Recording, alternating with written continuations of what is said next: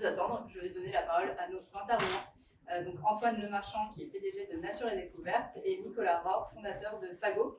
Si vous pouvez peut-être vous présenter et surtout quelle est votre vision et votre engagement sur ce sujet de baisse des émissions carbone. Bonjour à tous, Nicolas Rohr, du coup je ne suis pas le fondateur mais le cofondateur de Fago, parce qu'on est deux. C'est une belle aventure à deux avec mon associé Frédéric depuis 11 ans maintenant. Et Fago, dès nos débuts, on voulait réconcilier deux choses, c'était la mode et l'environnement. Et du coup on a pris l'axe des émissions de CO2 dès le début, parce que en fait à l'époque où on créait Fago, le président en place, en vigueur, avait dit je vais créer une taxe carbone qui va taxer toutes les grandes entreprises françaises parce qu'elles polluent, et donc ça va être la taxe carbone. Évidemment, cette taxe carbone n'est jamais vue le jour, et nous, on a trouvé ça dommage, parce que le fondement était très bon, c'est-à-dire on va mesurer déjà l'impact de ces sociétés, après voir si elles sont un impact positif ou négatif. Et nous, on trouvait juste intéressant de calculer le bilan carbone déjà, avant de faire quoi que ce soit. Donc on a fait en fait un bilan carbone prévisionnel de l'activité de Fago. On n'a même pas créé Fago, pas déposé nos statuts, ni même produit une seule paire. On avait juste projeté nos émissions de CO2 pour essayer de faire déjà un correctif avant la copie numéro 1. Voilà, donc on avait calculé donc ces émissions de CO2, et puis on n'était pas allé beaucoup plus loin dans notre business plan. On était encore étudiant à l'époque quand on créait cette marque. Et je me souviens que l'intervenant de l'ADEME nous avait dit, mais les gars, en fait, c'est pas suffisant de mesurer juste ces émissions de CO2. Après, il va falloir évidemment les réduire, mais ça, vous l'avez bien compris. Et surtout, il va falloir compenser le restant de ces émissions de CO2. Voilà. Et du coup, la démarche globale, c'était je mesure, je réduis et je compense. Voilà. Et donc, c'est ça qu'on a adopté dès le début. Et on a rajouté deux actions qui viennent faire notre action globale chez Fago, notre mission. C'est être transparent sur toute la vie de notre produit et accompagner notre génération dans des modes d'habillement plus sains. Donc voilà, donc ça fait 5 engagements. Mesurer, réduire, compenser, ce que je viens de dire. Voilà, Fago, aujourd'hui, en 2020, le projet est assez clair, et on a une équipe de 70 personnes qu'on emmène dans ce projet-là, et je terminerai juste par ça avant de laisser la place à Antoine, c'est qu'on n'est plus seulement, nous avec Frédéric, les leaders de ce projet, on s'en est déchargé sur toute l'entreprise, parce qu'on a adopté le statut d'entreprise à mission en janvier, et du coup c'est gravé dans le socle de l'entreprise, et ça peut paraître bénin, mais en fait les salariés sont responsables de leur métier et aussi de la mission d'entreprise, et ne peuvent pas dire je ne suis plus au courant. C'est gravé dans le socle. Voilà, c'est comme une constitution en fait. Nul n'est censé ignorer la loi. C'est vraiment le cas, nul n'est censé ignorer la mission chez Fago. Et après, on n'est pas parfait, loin de là, mais au moins on a un cap. Ah, j'allais le lire celle-là. On n'est pas parfait. C'est toujours en préambule, parce que quand on est interrogé, on dit souvent ah oui, mais vous faites plein de choses de bien. Bon, on va en tout cas pour Nature Découverte donner un témoignage. Je vais donner un témoignage. Et encore une fois, il y a plein de choses on progress, plein de choses à améliorer également. Donc moi, je suis dirigeant de Nature Découverte depuis plus de 10 ans. Mes parents ont créé Nature Découverte il y a 30 ans. Avec trois convictions qu'on partage. Je vais essayer de resserrer sur le débat d'aujourd'hui. La première, c'est que les entreprises n'ont jamais eu autant de moyens de changer les choses. Il y a une très forte attente aujourd'hui vis-à-vis des entreprises. Un peu aussi parce qu'il y a un certain effondrement des autres institutions que sont l'État, l'école, malheureusement, on voit la police dernièrement, les médias, et il y a une très forte attente vis-à-vis de l'entreprise qui a des moyens financiers, qui est souvent international, et qui est, dans le cas de Nature Découverte, un média. C'est-à-dire que mes parents ont créé Nature Découverte un peu comme un média, en se disant, bah, avant d'être un réseau de magasins, on va d'abord être un média pour faire passer notre amour de la nature, mais également passer une pédagogie autour de la nature. Donc là, aujourd'hui, on a un réseau d'une centaine de magasins en Europe, et c'est ce qu'on essaie de faire. La deuxième conviction, c'est Nature Découverte a été créée en disant, bah, on va prendre à la nature pour faire notre activité. Il faut donc que nous rendions à la nature au moins ce qu'on lui prend. C'est tout ce qu'on voit en ce moment de dire, bon, la RSE, on va dire que c'était très travaillé sur le less bad, de notre empreinte. Et aujourd'hui, on est plutôt à parler du more good. Alors, c'est pas très anglais ce que je dis, mais de se dire bah, comment l'entreprise peut faire encore mieux que juste compenser ce qu'elle prend à la nature. Donc ça, c'est la deuxième conviction forte, dès la création de Nature Découverte, de se dire, voilà, essayons de contribuer positivement, et on le fait, nous, beaucoup par l'éducation. Troisième conviction, pour resserrer un peu sur le débat, à la différence du Covid, qui nous est tombé dessus un peu comme ça, le réchauffement climatique, c'est une certitude. C'est même dans l'échelle des priorités, pour moi, la plus grande des priorités. Ce qui contre le réchauffement climatique, c'est les émissions de gaz à effet de serre. Et donc, très tôt, on s'est dit il faut qu'on ait, Nature Découverte, une comptabilité carbone. Et donc, on a été une des premières, je crois même la première, mais j'évite ce genre de record, en tout cas une des premières entreprises françaises à avoir une double comptabilité carbone-euro. C'est-à-dire que tous les responsables, tous les managers de l'entreprise, à chaque début d'année et aussi lors des reportings trimestriels, ont un budget et un reporting euro carbone depuis 2007. Voilà, donc ça fait 13 ans qu'on fait ça. Et donc ça rejoint un peu ce que disait Nicolas, c'est que les gaz à effet de serre, vous arrivez à les réduire si vraiment toute l'entreprise s'en charge. Pas que, il y a aussi des convictions profondes des dirigeants, et on reviendra peut-être dessus tout à l'heure, qui influent beaucoup. Cette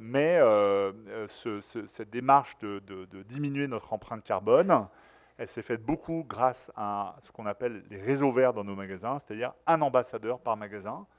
Et puis on en a une quinzaine également au siège, plus une dizaine à notre entrepôt principal, qui sont chargés au quotidien de faire vivre ces réductions de notre empreinte écologique, en plus de nos engagements de pédagogie vis-à-vis de notre personnel, mais également vis-à-vis de nos clients.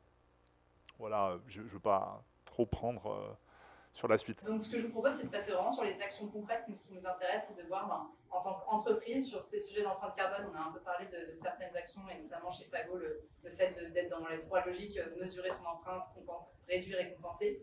Qu'est-ce que vous menez vraiment concrètement en place et quelles sont les principales actions? Je vous laisse y aller comme vous voulez sur les sujets. Nicolas, okay.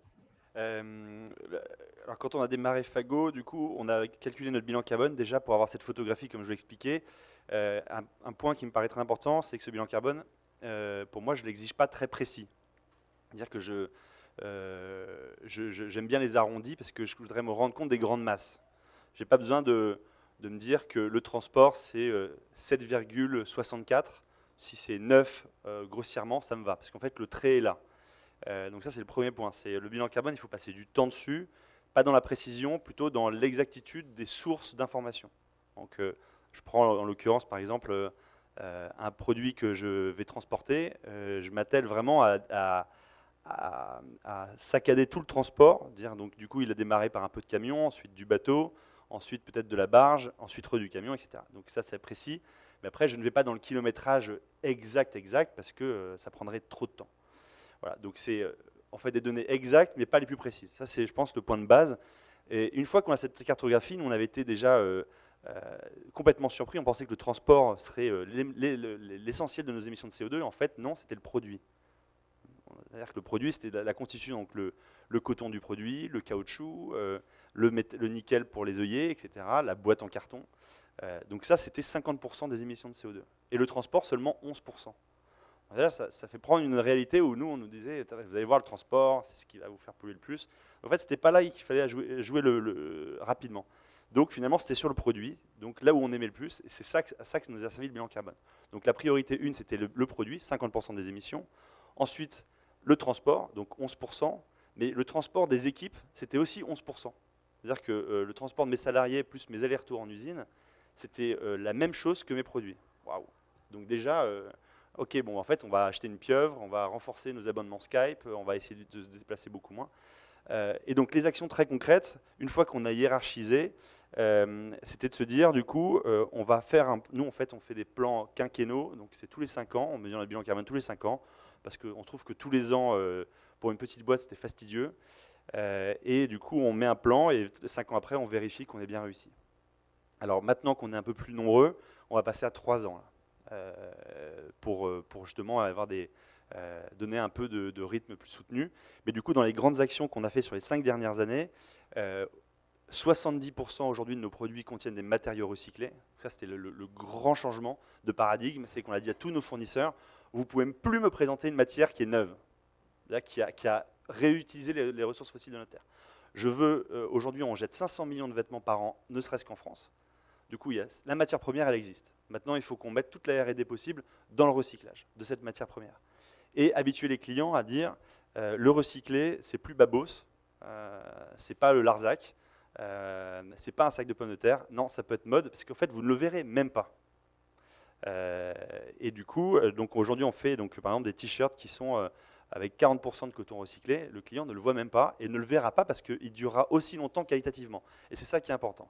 C'est qu'il fallait que ça émette moins de CO2, donc le recyclé, mais il ne fallait pas non plus que la vie du produit soit divisée par deux, parce qu'une fibre recyclée est souvent plus fragile. Donc c'est pour ça qu'aujourd'hui, on n'a pas des t-shirts 100% recyclés. Il y a une partie de recyclé, une partie de fibres neuves. Mais progressivement, plus la R&D avance, plus le pourcentage de matière recyclée augmente dans le produit. Et ça, c'est génial. Voilà, donc le recyclé, les matières, ça c'est le premier grand exemple qui va nous faire gagner, enfin baisser à peu près 40%, entre 40 et 80% par produit d'émissions de CO2 sur sa partie matérielle, donc sur les 50%. C'est énorme déjà. Voilà, donc du coup on a réussi à embarquer quasiment tous nos fabricants avec ça. Aujourd'hui, du coup, on les incentive aussi sur de nouveaux matériaux. Ça, c'est le premier grand point. Le deuxième, c'était le transport, évidemment. Et du coup, on s'est longuement bataillé pour mettre nos conteneurs sur des trains. Voilà. Donc aujourd'hui, on fait Asie-Europe. 50% de nos marchandises viennent par train.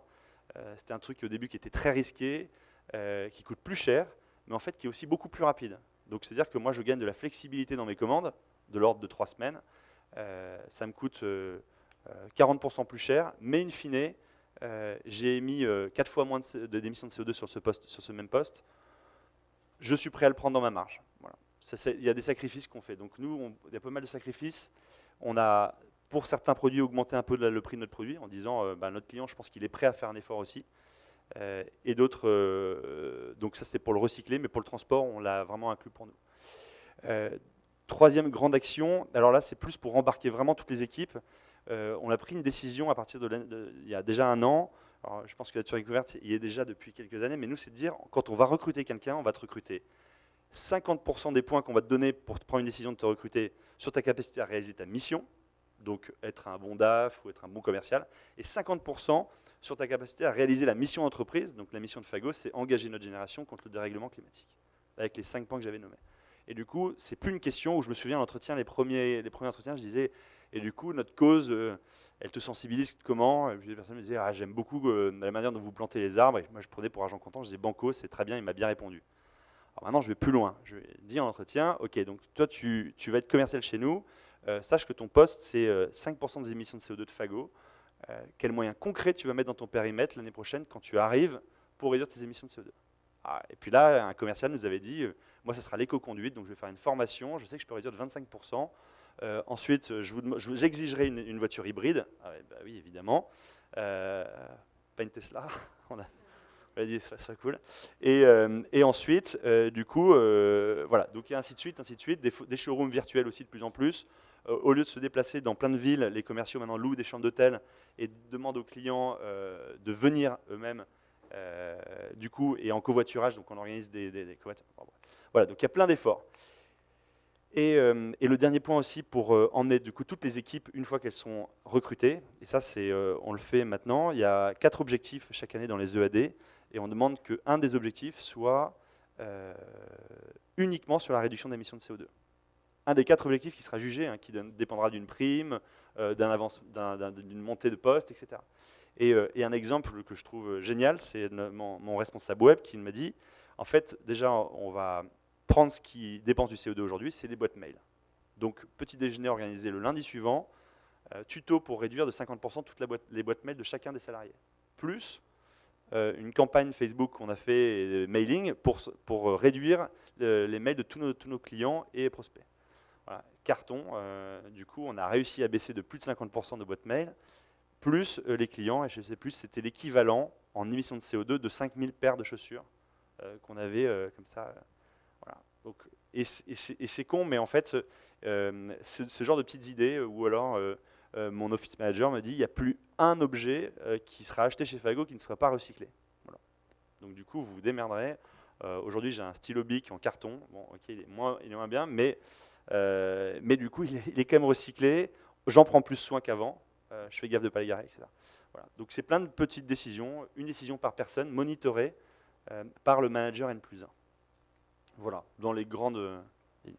J'en profite pour rebondir parce que justement sur la masterclass d'avant, on parlait d'entreprise apprenante. Il y avait beaucoup de questions sur comment on forme les collaborateurs aux sujets sociaux et environnementaux. Et bon, là, c'est intéressant parce que c'est plus comment dans le process de recrutement, on intègre ces sujets et comment on pousse chaque individu à passer à l'action dans son métier. Et c'est ce qu'on fait beaucoup aussi chez Ticket for Change et Make Sense. D'au-delà de former, c'est en fait les engager pour qu'eux soient responsables aussi des actions.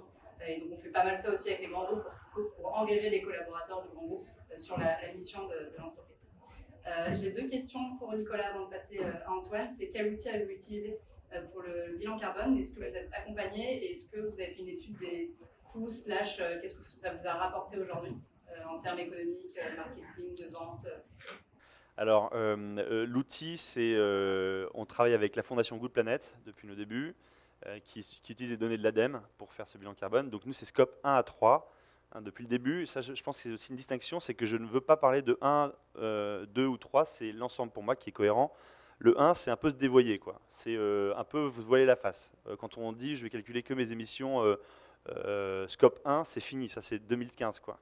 2020, c'est scope 1 à 3. Et même, moi, je rajoute là sur le prochain bilan carbone, ce que je ne faisais pas avant, le bilan carbone de la durée de vie du produit, c'est-à-dire l'utilisation, pour sensibiliser mes clients qui émettent énormément de CO2 en lavant mal leurs produits, en les mettant dans des sèche-linges, etc. etc. Voilà, donc on va aller plus loin. Et deuxième question, du coup, sur les coûts. Alors moi, ça me fait rêver ce que dit Antoine, parce que j'avais dit à mes équipes, dans 4 ans, on passe en double comptabilité. C'est-à-dire qu'on organise un séminaire, tu as 150 € par personne et 2 kg de CO2. Voilà, à toi de faire le compromis entre les deux. Donc moi, je le voyais comme ça, mais du coup, je serais curieux de discuter avec l'équipe finance de Nature Découverte pour le mettre en place peut-être plus rapidement. Mais c'est génial. Et du coup, je ne peux pas aujourd'hui dire, mais il y a quand même, et ça c'est peut-être le côté entrepreneur, mais dans l'écologie, souvent, on peut gagner de l'argent. Alors, je m'explique.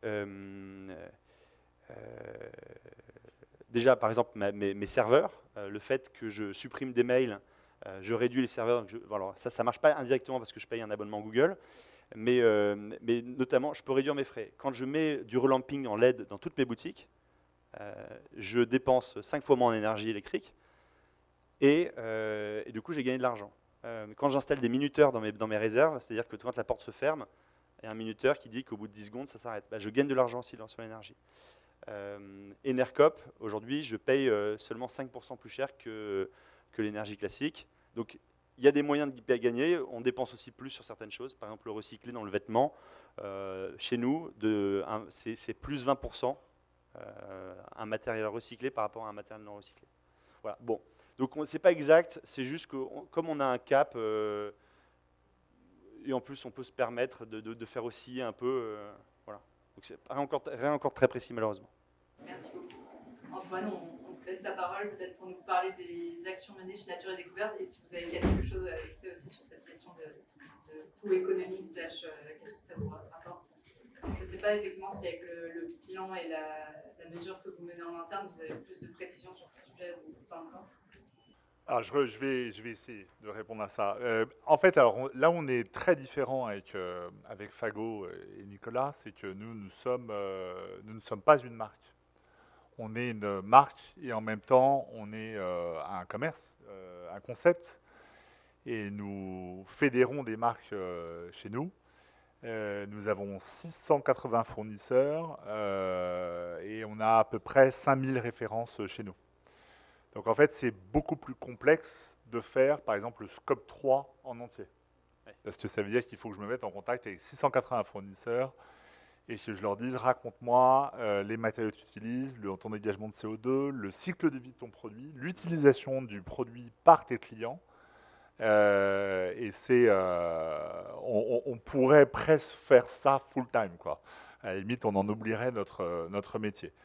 Donc on a choisi de faire 1, 2 et 3 en scope, mais partiellement le 3, sachant que dans le 3, on ne s'occupe pas, par exemple, du dégagement de CO2 des produits que nous vendons à ce jour. Alors, il y a des équivalences aujourd'hui qui existent.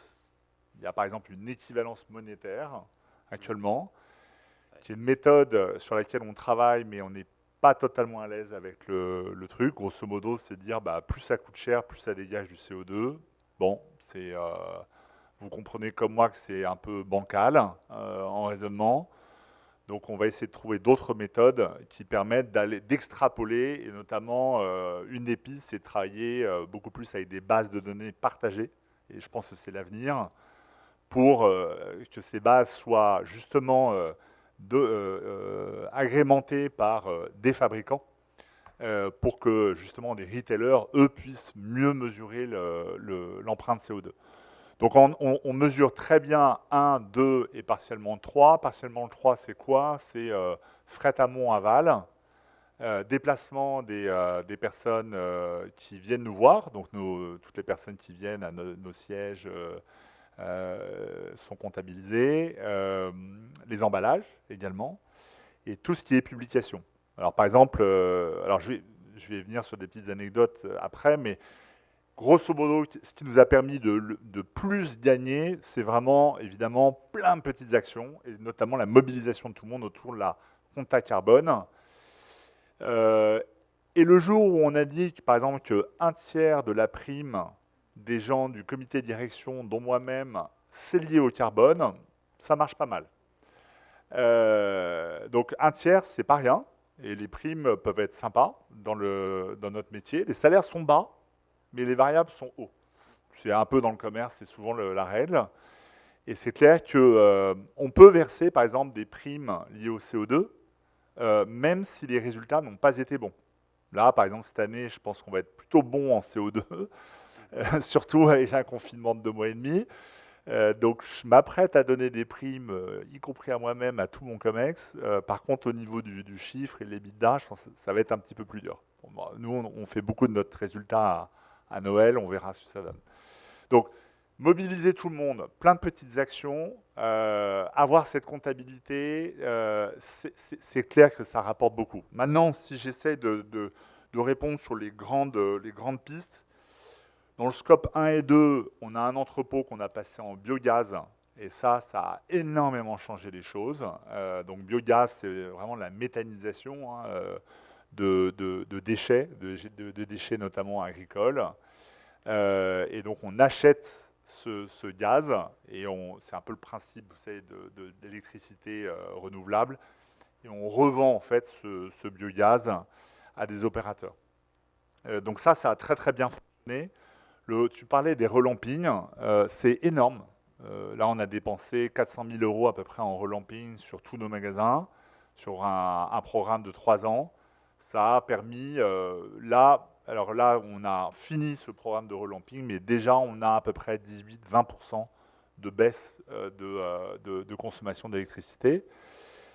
Troisième gros truc sur l'électricité et sur les énergies, c'est toujours sur les scopes 1 et 2. En électricité, on est passé... Alors, on a toujours eu une énergie renouvelable. En électricité, on était sur l'hydraulique, mais on est passé à la micro-hydraulique. Donc, nous, ça nous allait bien, parce que la micro-hydraulique, d'abord, elle émet moins de CO2, et en plus de ça, elle est plus clean au niveau de la biodiversité, et notamment au niveau des poissons qui remontent les rivières. Je ne vais pas rentrer dans les détails, ce n'est pas l'objet. Mais ça nous allait bien, parce que l'objet même de notre fondation qui existe depuis un bon moment, c'est la biodiversité. Passer de l'hydraulique à la micro-hydraulique, pareil, on est à peu près sur des 15-20% de baisse de nos émissions de CO2 grâce à ça. Sur le scope 3, on a fait deux grosses choses. Déjà, un truc très important. Alors, beaucoup de gens nous disent d'où viennent les produits. Nous, 70% de nos fournisseurs sont européens. Donc c'est un choix. Malgré tout, on a 20-30% de nos fournisseurs qui viennent d'ailleurs, dont 30%, dont 20 qui viennent d'Asie. Quand vous avez de la marchandise qui vient d'Asie, vous interrogez votre supply chain manager, il vous dit le Graal, c'est l'avion, parce que c'est hyper flexible, on n'achète pas trop, on n'achète pas assez, les flux sont tendus, c'est top, voilà, l'avion c'est top. Carbone, mais d'un point de vue carbone, c'est juste épouvantable. Donc évidemment, on a fait le choix d'arrêter ça. est de faire que 99,5% de notre fret amont, donc toute la marchandise qui vient de notre entrepôt, c'est route ou mer. Voilà, donc, alors là, actuellement, on parle beaucoup de la pollution en mer et on travaille beaucoup sur tout ce qui est sulfate. Mais d'un point de vue choix, c'est très structurant. Par exemple, Inditex, j'aime pas dire du mal les autres, et Inditex fait plein de super trucs, mais à la Corogne, vous avez un aéroport pour Inditex. Donc tous les jours, vous avez des dizaines et des dizaines, et je pense que c'est plus que des dizaines, d'avions qui décollent pour partir aux quatre coins de la planète, pour approvisionner ces chaînes logistiques et de textiles qui font que Zara a un concept unique et Inditex qui fait que les collections changent tout le temps. Au grand bonheur des clients, parce qu'ils disent c'est super, ça change tout le temps, mais au grand bonheur de l'environnement, parce que c'est des avions. Aujourd'hui, pour vous donner un ordre d'idée, il y a à peu près 130 000 avions qui volent par jour. Alors, pas en ce moment, mais en moyenne. Le pic, c'est en juillet dernier, 2019, où vous avez eu 230 000 vols la même journée. 230 000 vols. Autant vous dire que c'est juste dingue. Donc le choix d'arrêter l'avion est très structurant, très impactant, et nous oblige du coup à être très bon dans les commandes qu'on fait à nos fournisseurs. Juste pour terminer, deux trucs. Déplacement également, on a pas mal changé les choses. On a fait un nouveau siège. On était en banlieue parisienne. Tout le monde prenait sa voiture pour venir. Pourtant, les 2 tiers de la flotte sont des hybrides. Ce n'est pas non plus des Tesla. C'est plus une marque japonaise avec un T. Et ça, on le fait depuis 2007. Alors, souvent, les commerciaux ne sont pas très contents d'ailleurs, parce que la dernière Prius est vraiment pas belle. Et alors ça, c'est toujours très difficile de donner une voiture de fonction à un commercial en lui disant ta voiture, c'est pas avec ça que tu vas draguer. Ça va être très compliqué, mais au niveau CO2, c'est top. Donc on a une flotte là-dedans, mais tout ce qui est déplacement, domicile, boulot, a énormément bougé le jour où on a changé notre siège. On l'a mis à Versailles, près d'une gare, à Versailles-Chantier. On a fait un siège tout en bois qui a 1 an maintenant. Si vous voulez vous intéresser à ça, c'est tout nouveau. C'est un des plus gros sièges en bois, en tout cas proche de Paris. Et non seulement sa construction émet beaucoup moins de CO2 par mètre carré construit, mais en plus de ça, être à côté d'une gare fait que du jour au lendemain, les gens sont hyper contents. Et à ne pas négliger, financer le pass Navigo, ce qu'on a fait, change aussi beaucoup. Donc ça, c'est aussi un petit détail. Mais voilà, donc on finance évidemment les vélos, s'il y a des gens qui veulent avoir des vélos électriques jusqu'à 500 €. Pass Navigo qu'on finance également. Nouveau siège. Bon, l'investissement dans un nouveau siège, c'est dans notre cas 2 millions d'euros hors foncier. Donc le foncier, c'est bien plus, mais hors foncier, c'est énormément d'investissement. Mais on se disait, il faut que ça soit notre image, et en termes de CO2, ça nous apporte beaucoup. Tout ça fait que, aujourd'hui, pour finir, dans les indicateurs, on émet 6700 tonnes en 2019, équivalent CO2.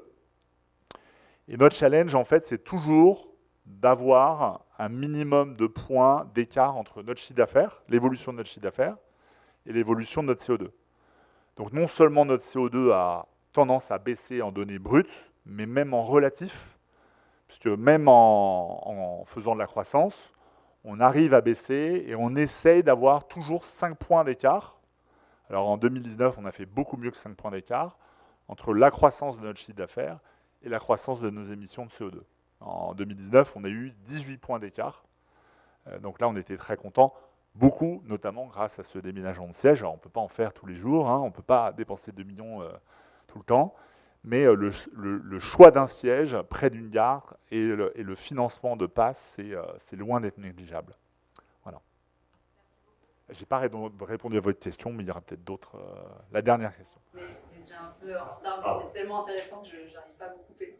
Non, il y a beaucoup de questions, mais ce qu'on vous propose, c'est de passer directement au conseil apprentissage et on vous donnera la parole ensuite pour les questions-réponses, parce que je pense que vous avez aussi pas mal d'autres sujets où vous allez y répondre pendant partie-là. Donc le sujet, c'est de voir, donc ici vous avez des entrepreneurs, des collaborateurs, des chefs d'entreprise qui veulent aussi mettre en place des stratégies pour baisser leurs émissions carbone. Vous faites pas mal de choses sur ce domaine-là. Je pense qu'il y a certains conseils et apprentissages qui sont aussi apparus dans la première partie. Mais est-ce qu'il y a des choses en plus que vous aimeriez partager avec le public? Nicolas, si vous voulez prendre. Oui. Alors, nous, c'est marrant parce que tu as parlé de ton changement de bureau, de ton déménagement. Et on a fait aussi, nous, un déménagement, mais un vrai changement de vie il y a un an pile poil. On a déménagé de Paris à Nantes. Et donc, en fait, ça a été un vrai chemin d'entreprise global, quoi. Donc, on a réuni nos salariés. C'était lundi dernier, il y a un an. Voilà. On a réuni nos salariés, on leur a dit, écoutez, avec Fred, on a fait notre vie à Paris, c'était hyper intéressant, mais on pense qu'elle n'est pas en phase avec ce qu'on veut vivre, à savoir être proche de la nature, pouvoir s'échapper très vite dans les deux éléments qui nous sont chers, la forêt et la mer, avoir de vrais déplacements plus cohérents en vélo entre votre domicile et le siège. Et en même temps, donc attention, on ne part pas dans le Larzac, encore une fois, j'aime souvent parler de cette ville-là, mais voilà, on va aller dans une ville qui est une grande ville en France. Donc on a le projet de vous emmener à Nantes, qui a été élue la seule ville française capitale verte européenne. Voilà le bureau qu'on a projeté de prendre, donc qui est tout en verre. C'est un prix Pritzker de l'architecture qu'il a designé. Il émet très peu de CO2, enfin, il est dans les catégories les plus basses en France. Voilà, donc on achète un vélo pour chacun, on veut que 100% de vous veniez en vélo, blablabla. Dans 15 jours, on vous emmène à Nantes, 3 jours. Donc voilà, donc on met toute la boîte.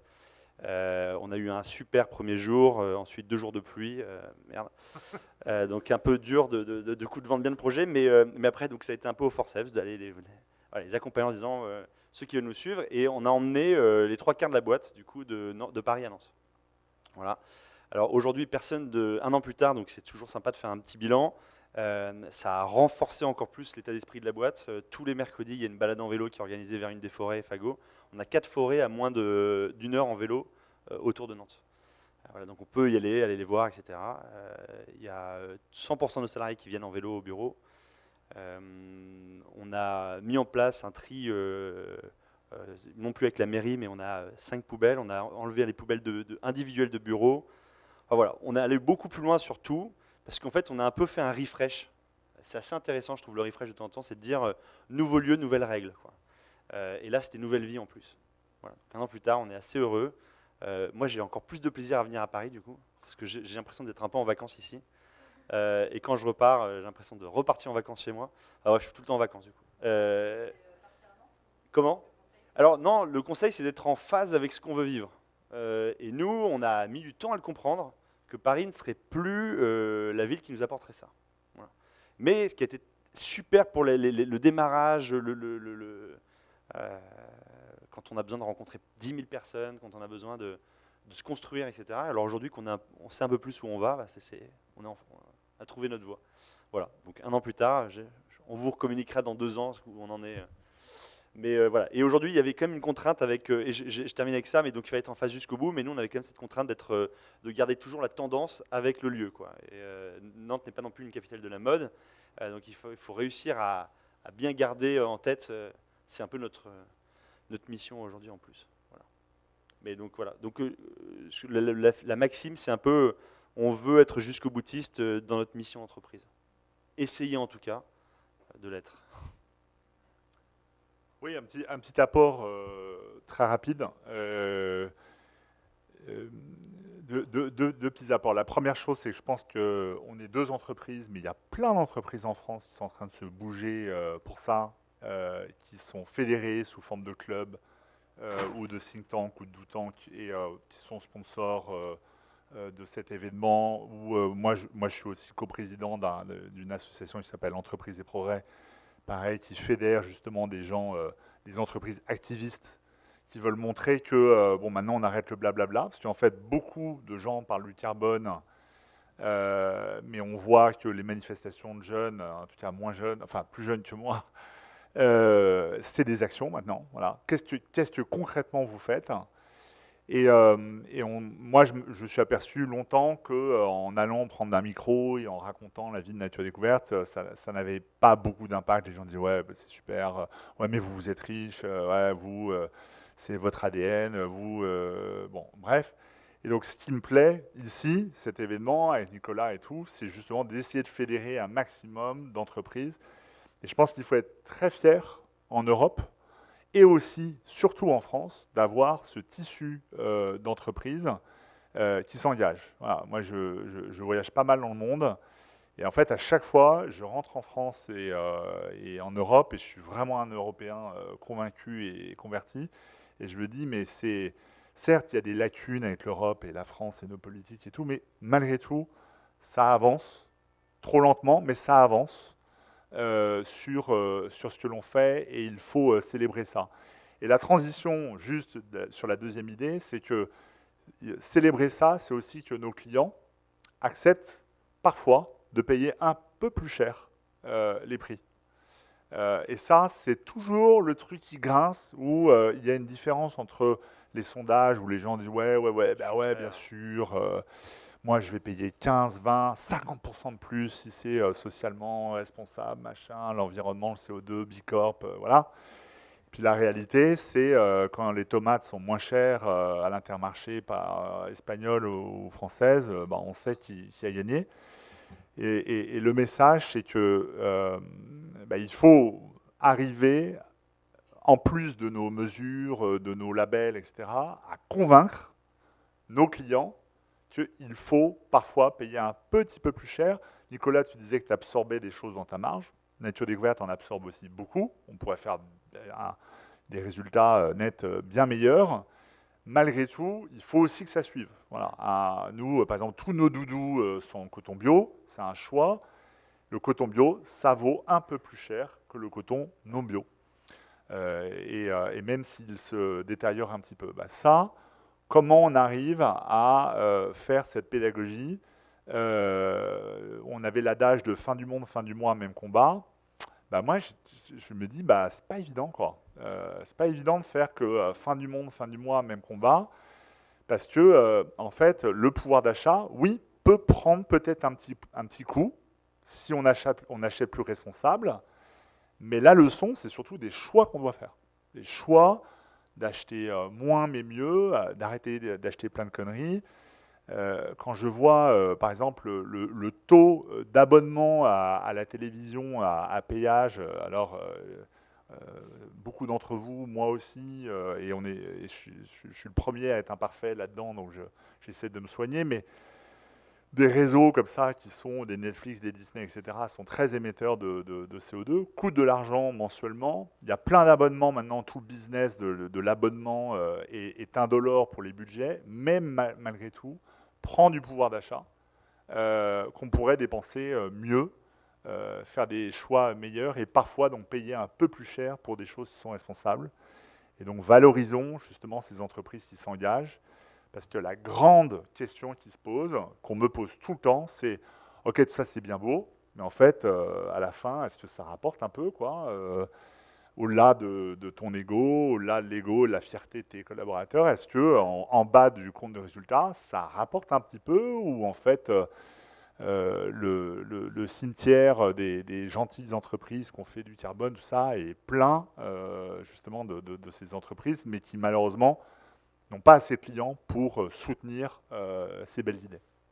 Voilà, donc il faut tous se mobiliser pour valoriser ces entreprises, ces cercles, et pas ostraciser ceux qui ne payent pas, mais d'essayer, avec l'éducation, à les tirer vers le haut. Merci pour donc, ces idées concrètes, ces apprentissages.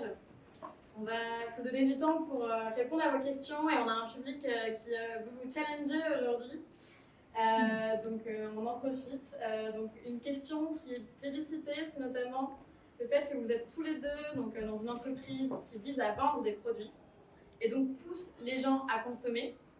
Donc quel est votre positionnement quant à l'impact carbone de votre secteur ou de l'activité?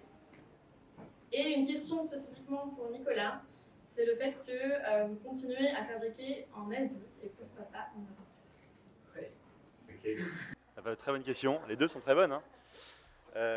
Tu veux... Non, je peux- Sur la... Vas-y, vas-y. Alors, sur l'Asie, nous, c'est historique. Déjà, c'est le pays qui m'a donné envie d'entreprendre, parce que j'ai fait un Erasmus en Chine, précisément à Pékin, et le niveau d'entrepreneuriat qu'avaient les gars qui étaient dans ma classe était tellement dingue que j'ai découvert l'entrepreneuriat en Asie, et je devais monter une marque. Et en le lendemain d'un 31, un peu ivre, je me retrouve dans un parc où tout le monde joue au tai chi. On fait du tai chi, vous savez, c'est ce yoga chinois. Et ils portaient tous la même paire de baskets. La même paire. Et donc je demande à un petit vieux où je peux acheter cette paire-là. Et il m'indique un magasin à quelques rues et j'y vais. Machin. Puis après je me dis mais c'est génial, c'est magnifique cette paire de baskets, j'ai jamais vu une semblable. Machin. Et donc je me renseigne pour acheter cette marque. Et en fait des Français l'avaient déjà acheté. Elle s'appelait Feiyu à l'époque. Voilà, donc déjà succès. Et donc je fais ah merde, c'est trop con. Bon, bah, du coup je me dis je vais monter ma marque. Et si Feiyu fabrique en Chine, bah, je vais fabriquer en Chine. Et du coup, on a démarré, en fait, on a sourcé dans plein de pays. Et la Chine, c'est le seul pays qui a accepté de fabriquer nos paires. Donc, allez, au début, j'ai eu Maroc. Alors, le Maroc, il m'avait envoyé une paire. Déjà, il ne voulait pas produire, en plus, elles étaient dégueulasses. Le Portugal, il n'acceptait pas ma commande. Le Vietnam n'acceptait pas ma commande. La Chine a accepté. Et on est tombé dans une usine qui était tellement extraordinaire. On a même emmené l'équipe de M6 Capital pour un sujet où on avait 30 minutes sur nous, où ils pensaient qu'en fait on était la petite marque française qui faisait n'importe quoi. Et le mec est rentré de ce séjour en Chine en disant putain mais j'ai pas vu d'enfants, j'ai pas vu de maltraitance, j'ai pas vu de pollution dans ton usine, je comprends pas, je suis dégoûté quoi. Il était vénère. Et du coup on a eu le bon rôle et en fait ils ont plutôt tapé sur les autres marques du reportage. Ça pour dire qu'en fait nous la Chine, en fait on fait très bien en Chine. Voilà. On fait très bien. Et j'emmène n'importe qui demain dans mes usines. Et c'est triste parce que ça fait 11 ans que je n'arrive pas à changer, à infléchir ce mouvement de la Chine, c'est de la merde. Je le schématise. Et j'en suis triste. J'en suis triste parce que, en fait, c'est un pays qui a un super savoir-faire, notamment dans le vulcanisé, c'est-à-dire qu'il y a la technique pour fabriquer nos baskets, c'est un super savoir-faire. Et c'est eux qui le détiennent. Bon, voilà. Alors après, le Made in Europe, je comprends. Ouais, et j'en accélère. Et surtout, le bilan carbone nous a appris qu'une paire de baskets qui vient du Portugal jusqu'en camion, jusqu'en France, émet autant de CO2 que le transport de la Chine vers l'Europe, en train. Voilà. Donc c'est juste un... Donc quand on dit qu'on pollue, en fait, c'est les usines, elles polluent la même chose en fabriquant. Et après, souvent, le rapport, il est sur le transport. Bah, il y a souvent des faux amis. Peu importe. Aujourd'hui, on est dans un mouvement très Made in Europe. On regarde attentivement. Mais ça veut aussi dire, Made in Europe, des prix plus chers. Parce que ceux qui fabriquent et qui vendent une chaussure Made in Europe, souvent, ils n'ont pas d'intermédiaire. C'est-à-dire qu'ils n'ont pas le petit magasin français intermédiaire. Et c'est là où j'en arrive sur un levier économique. C'est que nous, on fait vivre 500 magasins, enfin, on fait vivre avec d'autres marques, hein, mais 500 magasins comme les Galeries Lafayette, votre petite boutique de quartier qui vend du Fago, du Adidas, du Nike, du Veja, etc. Et bien en fait, ce sont des intermédiaires-là qu'on fait vivre parce qu'on arrive, en fait, on leur vend, je vais vous dire très concrètement, moi j'achète une chaussure 10 €, je la vends 20 € et le magasin la vend 50. Et ben au Portugal, lui, il va l'acheter 20, donc il ne peut pas avoir l'intermédiaire, et il va la vendre 50 € directement au consommateur final. Mais c'est tout un pan de l'économie qui disparaît. Bon, voilà. Donc c'est des choix. Donc on prend ça, on prend la mesure de tout ça, mais on est aussi très fiers de là où on produit, et on produit très bien. Et ça, je trouve qu'on devrait le mettre plus en valeur. Je vais répondre sur la... Oui, ouais, sur le deuxième point, je pense Sur- que tu... sur- Et Antoine, je vais rajouter aussi une question du public qui est en lien avec ma question, c'est 70% des fournisseurs en Europe le sont-ils tous entièrement, enfin fabriquent-ils tous entièrement en Europe? D'accord. produits. Ah oui, les fournisseurs, est-ce qu'ils fabriquent en Europe? Ouais. Bon, déjà, est-ce que c'est bien de faire de l'économie, du chiffre d'affaires moi, je ne suis pas un philosophe, mais ce que je sais, c'est que j'essaie d'être un bon commerçant. Voilà. Et donc, un bon commerçant, et j'essaie de le faire dans un contexte de croissance soutenable. C'est-à-dire que nous, on a 100 magasins, 30 ans, 3 magasins par an en ouverture. Je parlais d'Inditex tout à l'heure, c'est 250 magasins ouverts par an. Donc je pense qu'en termes de croissance soutenable, bah on arrive, voilà, j'arrive encore à me souvenir pas mal des prénoms des gens de notre équipe. Et je crois qu'en fait, c'est la grande question. La grande question, c'est de savoir que aujourd'hui, on n'a pas trouvé mieux que le capitalisme, en tout cas l'économie de marché pour faire vivre notre monde. Il est bourré d'imperfections. L'indicateur de croissance est bourré d'imperfections. D'ailleurs, très peu de gens savent le calculer et l'expliquer. Mais néanmoins, oui, vendre des choses, vendre des voyages, vendre des produits, vendre des passes pour venir aujourd'hui émet du carbone. Voilà. Diffuser là le son de ma voix et les images que vous avez diffusées émet du carbone. Donc, la stratégie de ne rien émettre consiste à rester assis sur un canapé et attendre sa mort. Bon. Et encore, je pense qu'en vivant, on émet du carbone aussi. Donc, non, mais trêve de plaisanterie, et je ne veux pas prendre cette question à la légère, elle est excellente, mais la question, c'est surtout de se dire, faisons les choses de manière cohérente, et définissons en avance un peu la croissance qu'on a envie d'avoir. Ça, je pense que c'est très important quand on est créateur d'entreprise. Alors c'est clair que nous, on est dans des pays à des croissances molles. Hein. On est plutôt en France à 0,5, 1% de croissance de notre PIB. Mais les startups qui font de la croissance à 40, 50, 60%, malgré tout, on serait tous investisseurs de ces startups. On dirait, ah, c'est quand même cool. C'est une belle boîte, quoi. Elle croît, elle est en train d'atteindre un marché. Et je crois qu'en fait, il ne faut pas ostraciser ceux qui font la forte croissance ou du chiffre d'affaires. Je crois qu'il faut surtout regarder quelle est la cohérence du projet. Il faut regarder sur le long terme quelle est la croissance que cette entreprise a envie d'avoir. Et puis surtout, la dignité des jobs qui sont faits. Moi, je crois que l'économie, le rôle de l'économie, c'est de créer dans le monde entier un maximum de jobs les plus dignes et qui puissent permettre aux gens de vivre correctement partout sur la planète, qu'ils soient chinois, français, européens. Moi, je n'ai pas à ostraciser un Chinois. Enfin, je veux dire, si le Chinois fait bien des choses, si son usine est plus propre que celle qu'on peut trouver parfois en Europe, et qui fait vivre des gens de manière qualitative, super. Enfin, je veux dire, tant mieux. Il ne faut quand même pas oublier qu'on a déporté toutes nos émissions CO2 vers la Chine. La baisse d'inflation, enfin la désinflation de nos prix, c'est merci les Chinois, quoi. Donc, encore une fois, on est sur une histoire de prix. Donc, c'est un choix de projet. Soit on achète européen et nos salaires sont plus élevés et ça sera plus cher. Soit on achète en Chine et on essaye, en tout cas, d'acheter chez des gens qui ont des labels et qui essayent de bien faire les choses. Et donc, je réponds un peu à la deuxième question. C'est-à-dire que j'achète à un fournisseur français me vend du thé. Donc, il est européen, mais il n'y a pas de thé en France. Il n'y a pas de théier, en tout cas. Le thé n'arrive pas à pousser, il faut suffisamment d'humidité et tout. Ça pousse au Sri Lanka, en Inde, en Chine majoritairement. Voilà. Mais donc, moi, mon intérêt, c'est de dire, j'achète à des gens qui vont créer des jobs en France et dont le supply va être dans les pays qui fabriquent du thé bio. Et donc, c'est notamment au Sri Lanka. Et par contre, je vais être hyper à cheval sur les audits qu'ils font, parce qu'on fait énormément d'audits auprès de ces fournisseurs, partout, parce qu'eux savent qu'une mauvaise note dans un audit, c'est un déréférencement tout de suite, immédiat, et il y a beaucoup de nos fournisseurs qui sont en presque dépendance économique de nous, de Nature Découverte. Donc du jour au lendemain, si vous dites au revoir, monsieur, c'est terminé, on ne travaille plus avec vous, vous n'avez pas vérifié la qualité, c'est terminé. Donc, c'est extrêmement important. Et Dieu merci, on est vraiment en belle amélioration aujourd'hui. Je crois que le travail des enfants en Chine, je ne pense pas que ça soit du côté de la Chine qu'il faille regarder. Il y a des pays plus exotiques, au nom plus sympa, parce qu'on y va en vacances, où là, il y a du taf à faire. En Thaïlande, au Vietnam, pour être allé voir des usines avec lesquels on n'a pas travaillé, je me suis dit, on n'a pas du tout envie de taper sur les Thaïlandais, parce que les plages, c'est sympa, voilà. Mais il y a des vrais problèmes là-dedans.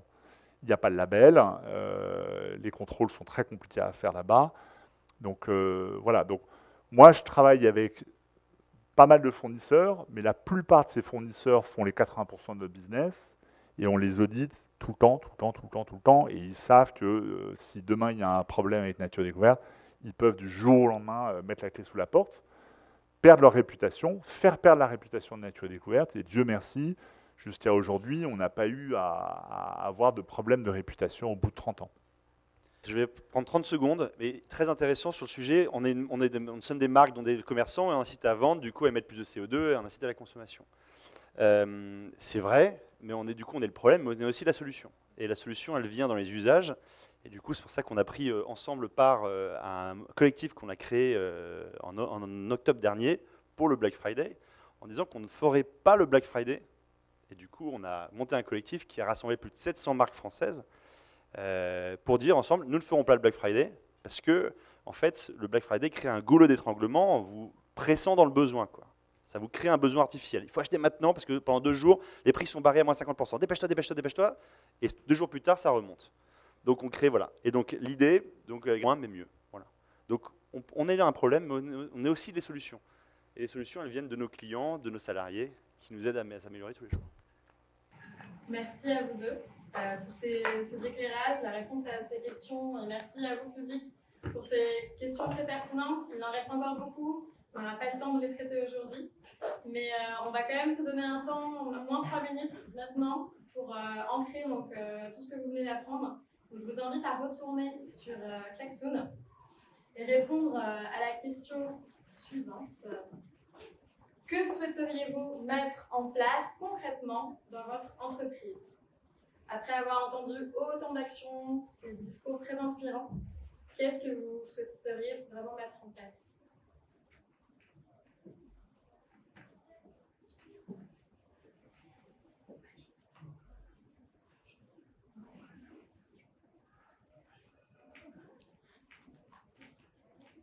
Alors, Enercop vient de ressortir. D'ailleurs, je vous invite demain. La directrice de la coopération d'Enercop va intervenir lors d'une masterclass également. Donc, si vous voulez en apprendre plus sur Enercop, je vous invite à venir demain. On a aussi audit de sourcing en avion qui est ressorti. Le relamping.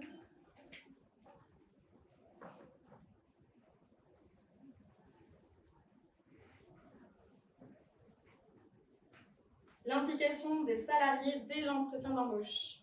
C'est une action phare. Et un bilan carbone de toutes les activités et la suppression des poubelles individuelles. L'implication des salariés dès l'entretien d'embauche et publicité. On va peut-être laisser la parole à celui qui vient de mettre cette idée, si vous voulez. Alors, si quelqu'un veut peut-être partager son expérience dans la salle. Est-ce que vous voulez partager votre expérience Je trouve que c'est très important de les appliquer dès le début, effectivement, pour créer une cohésion et surtout permettre de stimuler la créativité et de pas de barrières et de temps d'adaptation, mais directement dans le niveau.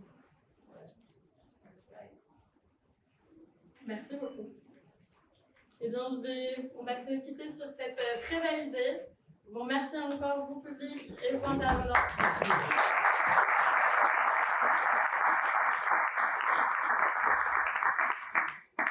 Avant que vous partiez de la salle, on fait un dernier appel à action. Donc, il y a le site noussomesdemain.com et dessus, vous pouvez trouver l'impact score.